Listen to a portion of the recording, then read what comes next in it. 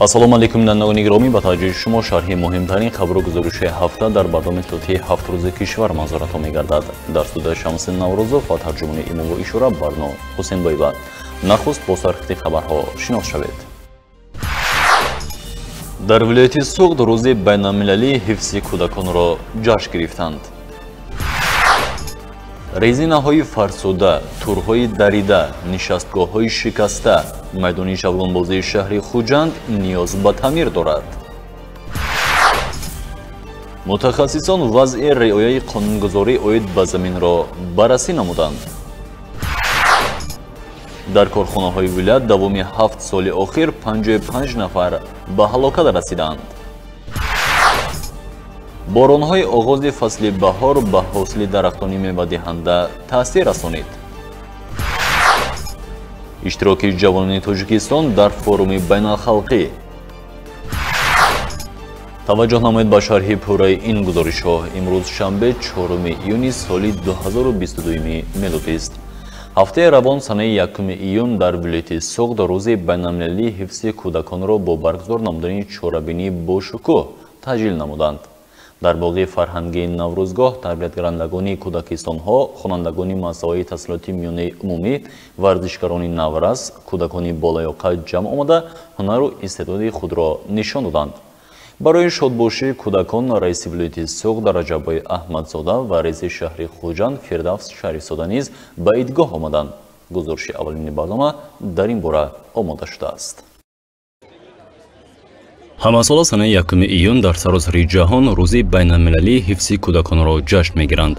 дар вилояти Суғд шаҳри Хуҷанд низ имрӯз бо баргузор намудани як чорабинии калони фарҳангӣ дар боғи фарҳангиву фароғатии Наврӯзгоҳ рӯзи кӯдаконро таҷлил намуданд. раиси вилояти Суғд Раҷаббой Аҳмадзода ва раиси шаҳри Хуҷанд Фирдавс Шарифзода дар он иштирок намуда кӯдаконро бо ин рӯз табрик намуданд. раиси вилоят ҳамроҳи ҳамроҳони худ аз ҳамаи он гӯшаҳое ки кӯдакистонҳо барномаҳои фарҳангӣ омода намуда буданд дида намуданд. дар ҳузури раиси вилоят тарбиятгарандагони кӯдакистонҳо шеру таронахонӣ, рақсу бозӣ ва хурсандӣ намуданд. Раҷаббой Аҳмадзода ҷаҳди дар сатҳи баланд ташкил намудани барномаҳои рангини кӯдакона ба масъулин ва хосатан ба роҳбарони кӯдакистонҳо арзи сипос баён намуд. ҳамзамон ба ҳамаи кӯдаконе ки барои таҷлили ин рӯз ба Наврӯзгоҳ ташриф оварда буданд тӯҳфаҳои идона тақдим карда шуд. дар гӯшаи дигар бошад гӯшаи саломатӣ низ ташкил карда шуд. дар ин гӯша марказҳои саломатӣ, клиникаҳо ва дигар масоҳии тандурустӣ намоиши дастгоҳҳои муосири тиббиро ба намоиш гузошта кӯдаконро аз муоина гузаронданд.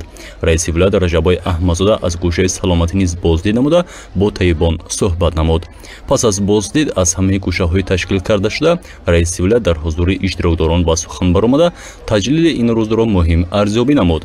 иттилоъ дода шуд ки бо дастгирии пайвастаи давлату ҳукумат имрӯз таваҷҷӯҳи аввалин дараҷа ба кӯдакону наврасон зоҳир карда мешавад, то ки онҳо дар кӯдакистонҳо таълим гирифтаву барои пешрафти кишвар дар оянда саҳмгузорӣ намоянд. анъана дар кишвари азизи мо Тоҷикистони соҳибистиқлол ва дар тамоми кишварҳои ҷаҳон 1 июн ҳамчун рӯзи байналмилалии ҳифзи кӯдакон ҷашн гирифта мешавад.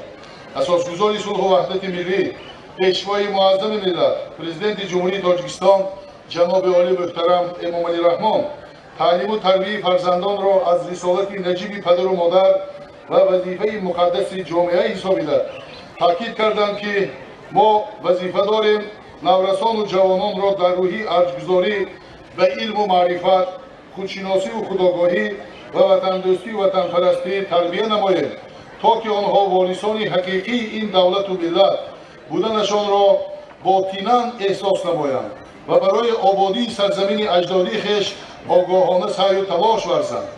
ба ин маънӣ бо шарофати сиёсати оқилона ва хиратмандонаи пешвои муаззами миллат президенти ҷумҳурии Тоҷикистон ҷаноби олӣ муҳтарам Эмомалӣ Раҳмон ҳифзу ҳимояи оила, кӯдак ва волидайн чун меҳвари давлатдории навини тоҷикон маҳсуб ёфта рукни муҳими ҳаёти ҷамъиятӣ ба шумор меравад.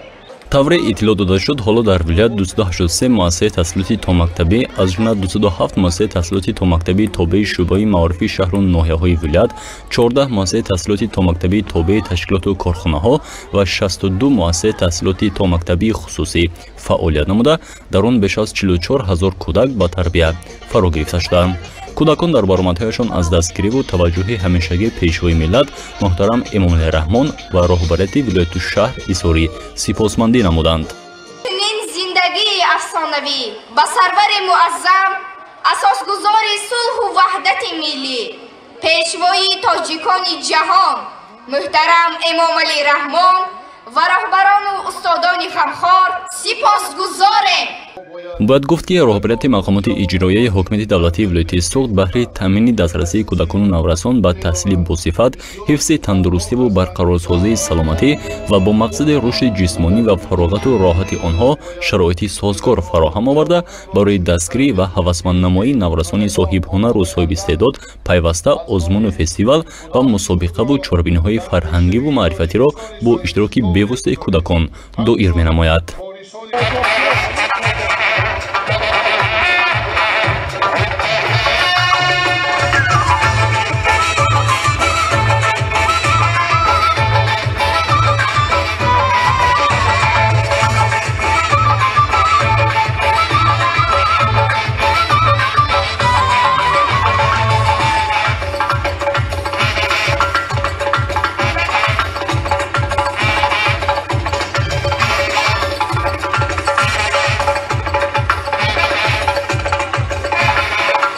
пас аз суханони табрикотӣ аз ҷониби тарбияткарандагони масоҳаи томактабӣ барои иштирокдорон барномаи рангини фарҳангӣ пешкаш карда шуд. варзишгоҳи чавгонбозии шаҳри Хуҷанд, ки онро ба истилоҳ резиновая поля мегӯянд, соли 1985 сохта ба истифода дода шудааст, аммо пас аз гузашти 37 сол боре ҳам таъмир нагардидааст. имрӯз чунин ҳолати варзишгоҳ дӯстдорони ин намуди варзишро ба ташвиш овардааст. На этом поле играла команда Буфанда, которая играла в лиге, первой лиги Советского Союза. Не только Буфанда, приезжали многие команды со всего Советского Союза. Вот. Ну что хочу сказать. Конечно, этому полю уже давно пора поменяться. Покрытие все пришло в негодность, мяч отскакивает, невозможно проводить соревнования. ҳолати имрӯзаи майдони чавгонбозии шаҳри Хуҷанд Маринаву дӯстдорони ин намуди варзишро ба ташвиш овардааст, зеро ин макон пурра хароб гашта барои гузаронидани мусобиқаҳои гуногун имконнопазир аст. резинаҳои варзишгоҳ фарсудаву тӯрҳояш дарида, аз нишастгоҳҳо бошад танҳо чӯбҳои шикаста боқӣ мондаасту халос. Марина мегӯяд ки ҳангоми гузаронидани машқҳо борҳо варзишгарон ҷароҳат бардоштаанд. Травм очень много получаем, потому что это поле требует водички. Его надо перед игрой обязательно уливать. Тогда не будет крошиться ригопол и травмы никто не получит. варзишгоҳи чавгонбозии шаҳри Хуҷанд, ки онро ба истилоҳ резиновая поля мегӯянд, соли 1985 сохта ба истифода дода шудааст, аммо пас аз гузашти 37 сол боре ҳам таъмир нагардидааст. мегӯяд Марина, ки зиёда аз 30 сол инҷониб дар ин ришта кору фаъолият дорад. замони ин мавзеъ макони асосии баргузории мусобиқаҳо оид ба варзиши чавгонбозӣ маҳсуб меёфт. макони оббозиву либосивазкунӣ ва дигар шароити зарурӣ дошт. имрӯз бошад танҳо як хоначаи валангор барои варзишгарон ҳамчун макони либосивазкунӣ хизмат мекунад. масъулин ҳарос аз он доранд ки рӯзи он низ ба замин яксон мешавад, зеро дар ҳолати садамавӣ қарор дорад. Раздевалка у нас, конечно, в плохом состоянии. Если дождик идет, то на крыше постоянно скапливается вода.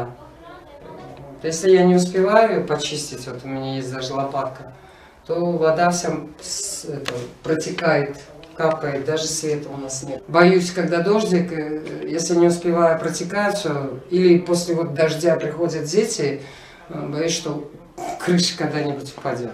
оид ба ҳолати имрӯзаи варзишгоҳ ва мусоидат намудан баҳри таъмири он масъулин борҳо ба мақомоти иҷроии ҳокимияти давлатии вилояту шаҳр муроҷиат намуда буданд. Бинобар гуфтаи онҳо соли 2019 лоиҳакашон омада масоҳати варзишгоҳро чен карданду аз ҳолати он бохабар гаштанд. Аммо бинобар сабаби пандемияи COVID-19 таъмири он мавқуф гузошта шуд. моҳе қабл яке аз чавгонбозони ҷавон аз раиси шаҳри Хуҷанд хоҳиш кард ки барои фароҳам овардани шароит ба чавгонбозон мусоидат намояд. ин пешниҳод санаи 29 апрели соли 2022 дар мулоқоти раиси шаҳри Хуҷанд бо донишҷӯён баён шуд. Толи 11 сол инҷониб бо варзиши чавгонбозӣ яъне хоккей на траве машғул ҳастам ва соли 2016 номзад ба устоди варзиши ҷумҳурии Тоҷикистон оид ба хоккей на траве гардидам ва мо кулли варзишгорон тасмим гирифтем ки дар рӯзи ҷавонон яъне 23 май мусобиқаи ҷумҳуриявӣ гузаронем, вале варзишгоҳи мо хеле аҳволаш бад шудааст.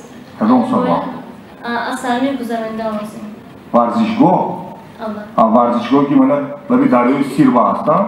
Резиновый поле. Резиновый. Мо вай нақша мондагӣ, аллакай ин дар нақша ҳаст, мо тамоми ба идораи сохтмони асосии шаҳр супориш додагӣ ҳозир лоиҳа шуда истодааст. онҷо пурра таъмири капиталӣ мешавад, ва дар назди варзишгоҳ боз барои як толори калон барои гӯштини миллӣ мо нақша гирифтагӣ оянда албатта ин солҳои наздик сохта ба истифода метавонем ва аз навсозии варзишгоҳ ҳам то охири сол бо нақша шудагӣ мешавад. Марина давраи наврасиву ҷавониашро дар ҳамин варзишгоҳ паси сар кардааст. лаҳзаҳои иштироки дастаи чавгонбозони вилояти Суғд дар мусобиқаҳои бурунмарзиро бо хушнудӣ ба хотир меорад. новобаста ба шароити таъмирталаб будани варзишгоҳ ҳамоно барои тарбияи наврасон оид ба чавгонбозӣ заҳмат мекашад, зеро умед бар он дорад ки рӯзе ин варзишгоҳ таъмир мегардаду мухлисони зиёдеро сарҷам мекунад. Месяц тому назад тоже проектировщики приходили, говорили, что вроде бы как будет. Но хотелось бы, чтобы оно действительно было. Было не просто на словах, а на деле. бинобар ваъдаи раиси шаҳри Хуҷанд Фирдавс Шарифзода таъмири пурраи варзишгоҳ бояд то охири сол гузаронида шавад, аммо то кадом андоза ин иқдом амалӣ мегардад, инро танҳо вақт нишон медиҳад. мо бошем мавзӯъро пайгирӣ хоҳем кард. дар прокуратураи вилояти Суғд вазъи риояи талаботи қонунгузорӣ вобаста ба заминро баррасӣ намуданд. ҷаласаи навбатии шӯрои ҳамоҳангсозии мақомоти ҳифзи ҳуқуқи вилоят ба ин мавзӯъ бахшида шуд. он таҳти роҳбарии прокурори вилоят Фурқат Хоҷазода ва иштироки кормандони кумитаҳои идораи замин, корхонаҳои фаръӣ ба қайдгирии молу мулки ғайриманқул, мақомоти худидоракунии шаҳраку деҳот, сохторҳои меъморию шаҳрсозӣ ва дигар мақомоти масъули давлатӣ баргузор шуд. дар маҷлиси васеъ ҳайати мушовара оид ба вазъи иҷрои қонунгузории замин ки дар он прокурори вилоят ва дигар роҳбарони шаҳру навоҳӣ ва шахсони масъули соҳа иштирок намуданд, масъалаи иҷрои қонунгузории замин дар давраи соли 2021 ва 3 моҳи соли 2022 мавриди таҳлил ва баррасӣ қарор гирифт. прокурори вилоят Фурқат Хоҷазода гуфт дар баробари он ки пайваста дар самти иҷрои қонунгузориҳо вобаста ба замин корҳои зиёде ба анҷом расонда мешавад, аммо новобаста ба он ҳолатҳои вайрон намудани талаботи қонун, сарфи назар намудани масъулияти ба зимма дошта аз ҷониби шахсони масъул ба мушоҳида мерасад. ҷамъбаст нишон дод ки ҳоло ҳам дар фаъолияти мақомоти марбута қонунвайронии ҷиддӣ ба монанди аз гардиши кишоварзӣ берун мондани иқтидоҳои замини пора ба гардиши кишоварзӣ ворид накардани заминҳои нав дар ҳолати бади мелиоративӣ қарор доштани заминҳо, норасоии оби полизӣ, таҳрифкории кишти зироатҳои кишоварзӣ, ғайримақсаднок истифода бурдани заминҳо, ғайриқонунӣ ҷудо ва вобаст кардани иқтидоҳои замин, воқеан бартараф накардани қонунвайронкуниҳои ошкор гардида, қабули қарорҳои ғайриқонунӣ, сохтмонҳо дар қитъаи замини ғайриқонунӣ ҷудо ба ишғол намуда, ба манбаи харидфурӯш табдил додани замин, ҷиноятҳои гирифтани пора ва қалобӣ бахусус аз ҷониби шахсони мансабдори соҳаи замин ҷой дорад. қайд гардид ки зимни фаъолият таваҷҷӯҳ бештар ба ҳифз ва истифодаи самараноки заминҳои кишоварзӣ, аз гардиши кишоварзӣ берун мондан, истифодаи заминҳои хоҷагиҳои ёрирасони шахсӣ ва чарогоҳ, аз худкунии заминҳои нав, асоснокии қарорҳои раисони шаҳру ноҳияҳо оид ба ҷудо ва вобаста кардани замин зоҳир карда мешавад. таъкид шуд ки 3000 гектар заминҳои обӣ бинобар нарасидани оби полизӣ, корношамии шабакаҳои обкашӣ ва обрасонӣ ҳамчун замини лалмӣ мавриди истифода қарор дошта, зиёда аз 2000 гектар заминҳо хавфи аз гардиши кишоварзӣ берун монданро дошта, 150 000 гектар заминҳои чарогоҳ дар ҳолати фарсоишёбӣ қарор дорад. Асосгузори сулҳу ваҳдати миллӣ, пешвои миллат, Президенти Ҷумҳурии Тоҷикистон муҳтарам Эмомалӣ Раҳмон дар паём ба Маҷлиси Олии Ҷумҳурии Тоҷикистон 21 декабри соли 2021 бори дигар таъкид намуданд ки ба истифодаи замин ва об мунтазам зиёд кардани ҳаҷми истеҳсоли маҳсулоти ғизоӣ ва дар баробари ин ба масъалаи сарфаю сариштакорӣ ниҳоят ҷиддӣ муносибат намуда, баҳри баланд бардоштани ҳосилнокии зироатҳо, зиёд кардани ҳаҷми истеҳсоли маҳсулоти кишоварзӣ тадбирҳои саривақтӣ андешид. аммо сангишҳо аз он шаҳодат медиҳад ки дастуру супоришҳои пайвастаи сарвари давлат муҳтарам Эмомалӣ Раҳмон вобаста ба истифодаи самараноку оқилонаи замин аз ҷониби раисони шаҳру ноҳияҳои алоҳида, шахсони масъули мақомоти иҷроияи маҳаллии ҳокимияти давлатӣ ва худидоракунии шаҳраку деҳот, кумитаҳои идораи замин, раёсатҳои кишоварзӣ, хоҷагиҳои кишоварзӣ ва дигар шахсони мансабдор ба таври зарурӣ таъмин карда намешавад. дар натиҷа садҳо гектар заминҳои пурқимати ҳосилхез бебозгашт аз гардиши кишоварзӣ берун монда, чунин омилҳо дар роҳи расидан ба ҳадафи стратегии миллиамон таъмини амнияти озуқавории кишвар, ҳалли масъалаи афзун намудани ҳаҷми истеҳсоли маҳсулоти кишоварзӣ ва таъмини талаботи рӯзафзуни аҳолӣ монеа ба вуҷуд оварда истодааст. тавре иттилоъ дода шуд аз беназоратии масъулини мақомоти назоратӣ баъзе шаҳрвандон дар замини хоҷагии ёрирасони шахсӣ иморату иншоотҳо сохта дарахтони бисёр сола шинонданд. тибқи маълумот, раисони ҷамоатҳои шаҳру деҳот ва нозирони минтақавии мақомоти корҳои дохилӣ бошанд, бо прокуророни шаҳру ноҳияҳо ҳамкориро ба таври зарурӣ ба роҳ намонда, барои дар марҳилаи оғози сохтмонҳои худсарона ошкор ва бартараф кардани қонунвайронкуниҳо пайваста фаъолиятро роҳандозӣ накарданд. вобаста ба вайронкуниҳои ошкор гардида нисбати 291 нафар парвандаҳои ҷиноятӣ оғоз ва тафтиш карда шуда, 571 нафар ба ҷавобгарии интизомӣ, 2389 нафар ба ҷавобгарии маъмурӣ кашида, ба 402 қарорӣ оварда, 9656 гектар қитъаҳои замини худсарона ишғол ва ғайриқонунӣ вобаста шуда ба ҳолати аввала баргардонда шудааст. дар пайи наандештани чораҳои бехатарӣ дар корхонаҳо ва сарфи назар намудани талаботи меҳнат аз ҷониби шахсони мансабдор, дар 7 соли охир 55 нафар ҳангоми фаъолият ба ҳалокат расиданд. Шарифулло Абдуллозода, раиси шӯрои иттифоқии касабаи вилояти Соғд, дар як конференсияи ҳисоботию интихоботӣ ин маълумотро баён намуд. имрӯз конференсияи 19-umi ҳисоботии интихоботии шӯрои иттифоқии касабаи вилояти Соғд баргузор шуд. дар кори конференс раиси федератсияи иттифоқии касабаи мустақили Тоҷикистон Маликшон Неъматзода, муовини раиси вилояти Соғд Даврон Зоҳидзода ва дигар меҳмонон иштирок намуданд. нахуст раиси шӯрои иттифоқии касабаи вилояти Соғд Шарифулло Абдуллозода дар маърузаи худ аз бурду бохти 7 соли охир ба иштирокдорон ҳисобот пешниҳод кард. дар баробари ба дастовардҳои назаррас ноила шудани шӯрои иттифоқии касабаи вилоят ҳамзамон аз камбудиву мушкилот низ сухан кард. таъкид карда шуд ки тибқи маълумоти хадамоти меҳнатаи солҳои 2015-2021 ва 3 моҳи соли 2022 138 ҳодисаи нохуши истеҳсолӣ дар корхонаҳои вилоят ба қайд гирифта шудааст, ки дар натиҷаи он 55 нафар кормандон ба ҳалокат расиданд. тибқи маълумоти Шарифулло Абдуллозода, асосан ин ҳодисаҳо дар соҳаҳои сохтмон, саноат, маъдан, савдо, комплекси агросаноатӣ ва нақлиёт ба қайд гирифта шудааст. дар ин давра нозирони ҳифзи меҳнат низ дар самти риояи қатъии талаботи бехатарии меҳнат дар коргоҳ ба вуҷуд овардани вазъи принсипнокӣ ва тоқатнопазирӣ ба ҳодисаҳои нохуш, пешгирии муносибатҳои бемасъулиятнокуни шахсони вазифадор ба ҳифзи меҳнат тадбирҳои заруриро амалӣ намуданд.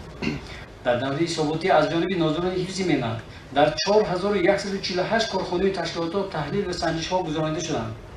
در نتیجه 11518 قوت‌های قانونشکنی دایر به مهنت آشکار شد و از آن تا امروز 13387 حادثه‌های خانوارگی در ملت‌های مانند اصلاح کردند. اویدی برطرف نمودن نارساهای باقی مانده کارها ادامه دارد. дар рафти санҷиш аз ҷониби нозирон дар корхонаҳо мувофиқи тартиби муқарраршуда фаъолияти 72 адад дастгоҳ, мошина ва таҷҳизот, 24 участкаҳои истеҳсолӣ ва сехҳо, ки ба талаботи бехатарӣ ҷавобгӯ буданд ва минбаъд истифодабари онҳо ба ҳаёт ва саломатии кормандон таҳдид мекард, аз ҷониби нозирони меҳнат фаъолияташон боздошта шудааст. барои муносибати хунук назарона намудани роҳбарони корхонаҳо ба 42 нафар шахсони мансабдор барои андешидани чораҳои интизомӣ таклифҳо пешниҳод карда шуда, аз ин миқдор 12 нафар мувофиқи талаботи нозироти меҳнат аз вазифа озод карда шуданд. дар идома ҳамзамон раиси Итtifоқияи касабаи вилояти Соғд Шарифулло Абдуллозода аз паҳлӯҳои дигари фаъолияти ин шӯро сухан кард. тавре иттилоъ дода шуд, ҳоло дар вилояти Соғд шумораи ташкилотҳои ибтидоӣ ба 2830 адад расонида шудааст, ки шумораи аъзоёнаш ба 229238 нафар баробар мебошад.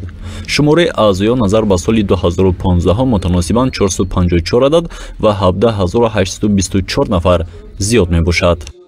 танҳо дар соли 2021 ва се моҳи аввали соли равон дар вилоят 151 адад ташкилотҳои нави Итtifоқи касаба бо фаровгирии 2803 нафар аъзоён ташкил карда шуд.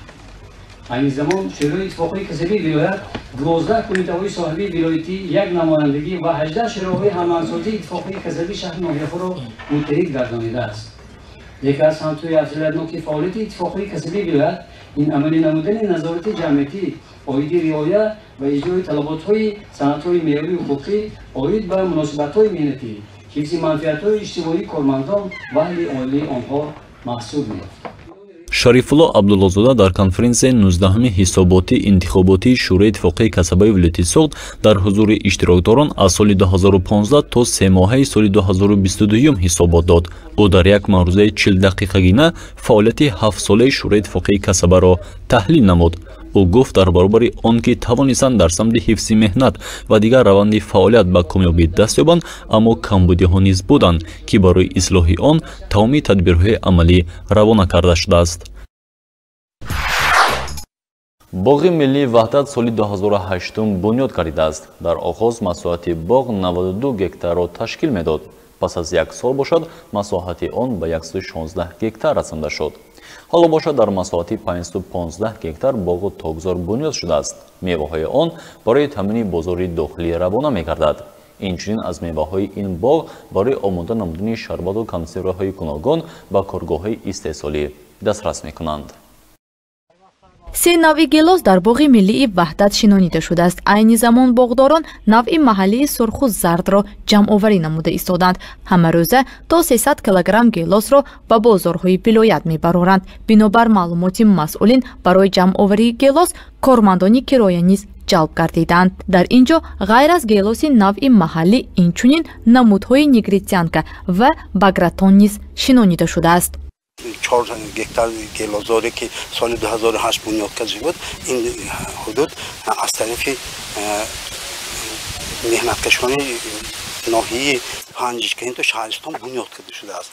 همه زمین تیار کردنش، درخت‌های چیناندنش و آوردن بنیاد کردنش از طرف همون مهنتکشان در روز شنبهگی، روز عید نوروز چینانده شده بود. غیر از گلوس در باغ ملی وحدت 11 نمود درختان میوه دهنده شناخته شده است که مساحت عمومی باغ 515 گکتار را تشکیل می‌دهد. در آغاز بنیاد باغ آن به 18 شهر و نواحی ولایت سوخت وابسته گردیده بود. مسئولین شهر و ناحیه‌ها با شناختن درختان زردآلو و شفتالو، سیبونک، انار و گلوس و دیگر میوه‌ها در بنیاد باغ مذکور سهم گذاشتند. بنابر معلومات باغداران سال روان بارشات پی در پی آغاز فصل بهار به درختان میوه دهنده تاثیر منفی رسانیده است. زیاده از یک بارش روز در میان یا اینکه شده ایستاد که این پسشوی نسبتا پسشوی حرارت و هم بارشات زیاد و گردآلودشوی گلها و غیربندی گلها تاثیر منفی رسانیدند. آنها پوره گردآلود شده نتوانسته. بنابر همین سال جاری در اکثریت قطعه‌های باغ‌ها و هم ناحیه ولایت ما غیربندی حاصلناکی درختان میوه دهنده پست میباشد. حالا هم تاثیر همون باریشات و در منه میوه های گیلاس دیده میشد که نابودشوی و پوسیده‌شوی میوه ها نسبتا زیاد شده ایستاده است. باغ ملی وحدت سال 2008 بنیاد گردیده است. در آغاز مساحت باغ 92 گکتار را تشکیل میداد. پس از یک سال باشد مساحت آن به 116 گکتار رسانیده شد. حالا باشد در مساحت 515 گکتار باغ و تاکزار بنیاد شده است. میوه های آن برای تامین بازار داخلی روانه می گردد. اینچنین از میوه های این باغ برای آماده نمودن شربت و کنسرو های گوناگون به کارخانه های استحصالی دسترس کرده می شود. این زمین های سنگریزه داری دامنه کوه به حساب می شود. در دشت سامغر جایگیر بوده. حاصلخیزی قابلیت حاصلخیزی هاشون بسیار پست. بنابر همین موافق سفارش های رئیس جمهور ما همین زمین هایی که دامنه کوه و زمین های قابلیت حاصلناکی هاشون پست است با باغ‌های میوه دهنده پوره کردیم. نووبسته به بارشات زیاد باغداران امید دارند که سال روان نیز حاصل دلخواه به دست آورده برای تامین بازار داخلی با میوه های تر و تازه سهم گذارند. چند پیش در ولایت فرغانه جمهوری ازبکستان فورومی بین‌الخلقی جوانان برگزار شد. در فوروم جوانان تاجیک نیز اشتراک نمودند. سیاحت جوانان تاجیکستان از شهر مرغیلان که مرکز هنرمندان میباشد آغاز شد. آنها در این منطقه از جریان آماده نمودن ادرس و اطلس دیدن کردند. همکارانمان از تلویزیون سرخ جمهوری ازبکستان در این باره گزارش میدهند.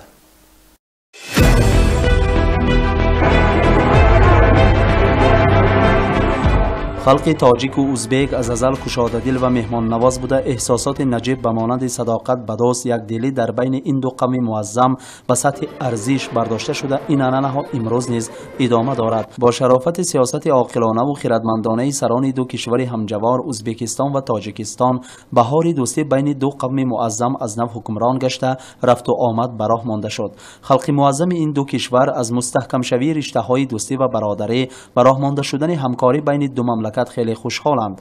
به قریبی در ولایت فرغانه فورومی بین الخلقی جوانان برگزار گردیده. در آن جوانان تاجیکستان نیز خیلی فعال شرکت ورزیدند.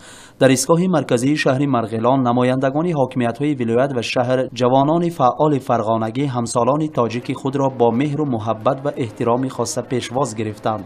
اشتراک کنندگان فوروم در زیر صدای کرنه سرنی‌ها با خرسندی‌های بی‌پایان می‌رقصیدند. از تشکیل فوروم ممنون بودن خود را اظهار کردند.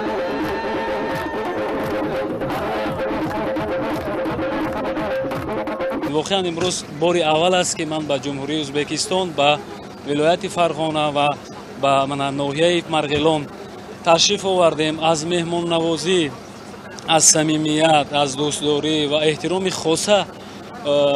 خاصه مردم ازبک بسیار ما شاد شدیم، بسیار ما خرسند گشتیم. چون از قطاره وقتی که بیرون شدیم واقعا یک فضای ایدانه، یک فضای دوستی، یک چهره صمیمی از مردم ولایت فرغانه علاقه ما احساس کردیم.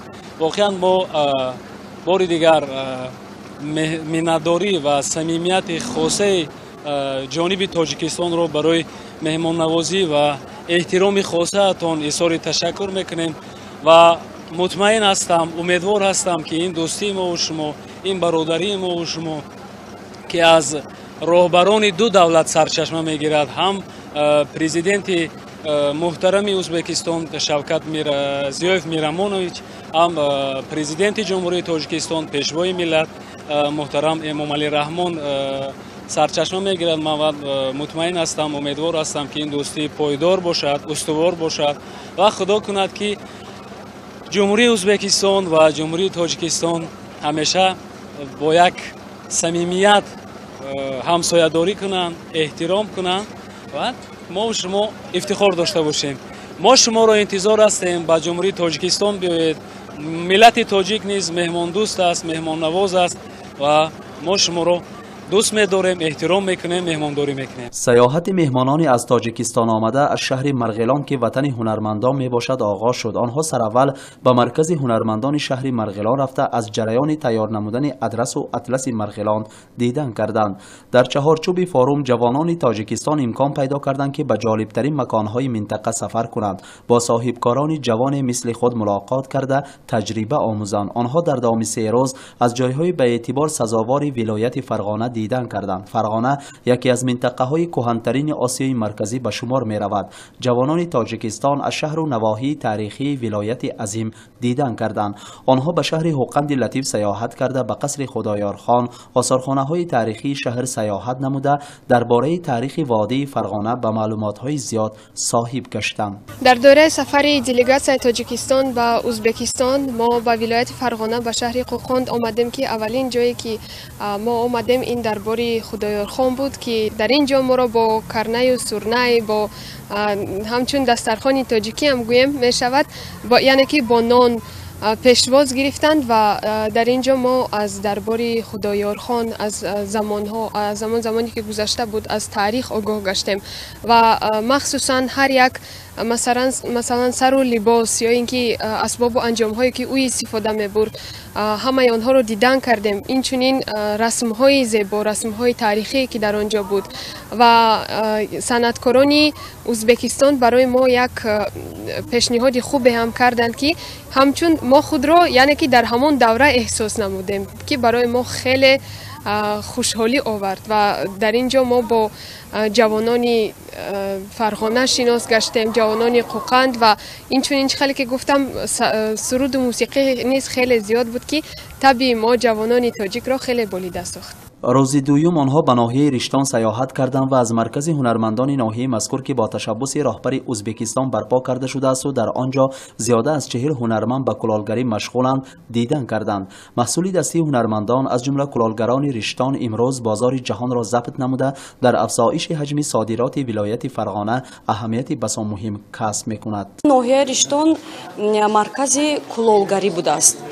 من якчанд ҷойҳо омадем дар омадем бисёр табақу чойнику пиёлаҳои зебо вақте ки ба даст гирифта назар меандозӣ бисёр метарсӣ ки аз дастат афтида нашиканад, зеро ки бисёр кори нозук, бисёр кори мушкил, ҳар як рахи болои чойнику табақ меҳнат, заҳмат, тоқат, асаби оромро талаб мекунад.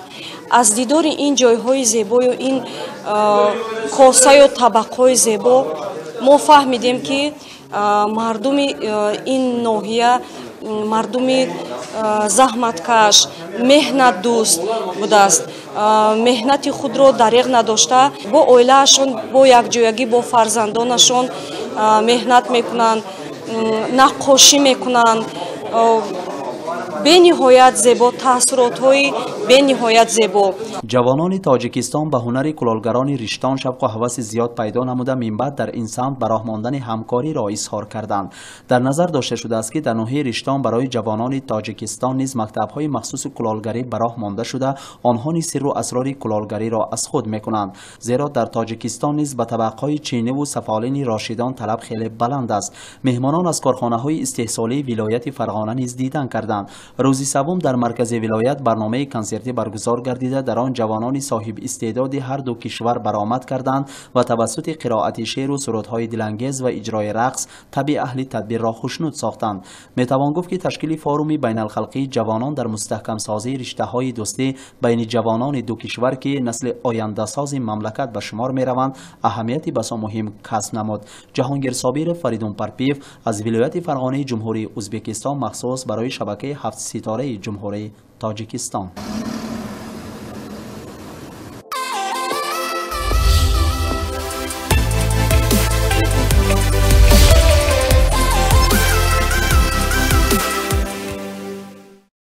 бинобар маълумоти агентии оба ҳозанҷӣ пагосани 5 июн дар шаҳри хуҷанд ҳавои офтобӣ пешгӯӣ карда мешавад. ҳарорати ҳаво розона аз 30 то 33 даража ва шабона аз 22 то 24 даража гарм мешавад. фишори атмосферӣ 717 мм сунчаи симулиро ташкил дода, намноки ҳаво то ба 12% мешавад. шамол бошад аз самти шимолу шарқ 1-2 метр дар ҳар сони мевазад.